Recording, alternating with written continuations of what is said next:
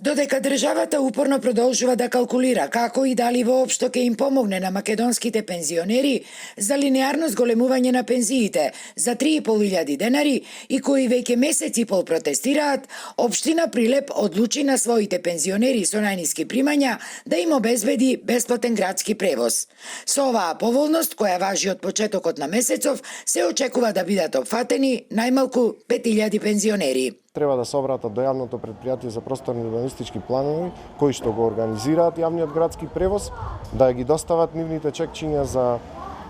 примена пензија, последни примени пензии, да поднесат едно барање и од јавното претпријатие ќе излезат со картички кои што ќе им бидат дадени на овие баратели на оваа услуга која што ја нуди локалната самоуправа и со тоа обезбедуваме бесплатен превоз за пензионерите. Според Продановски, целта на оваа одлука на Општинскиот совет и на градоначалникот е колку толку да им се помогне на пензионерите кои примаат мизерни пензии и едва врзуваат крај со крај. Сме вовеле нови политики се со цел подобрување на квалитетот на живот на нашите граѓани, а тоа ни е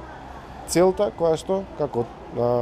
ново раководство на локалната самоуправа си го поставивме пред доаѓањето и се трудиме, иако во тешки услови, да испорачаме максимум кон нашите сограѓани. Инаку во Прилеп има над 13.000 пензионери и речиси половината од нив се со ниски пензии. Прилепските пензионери беа првите во земјава кои на почетокот од август ги започнаа протестите против недостоинствените примања.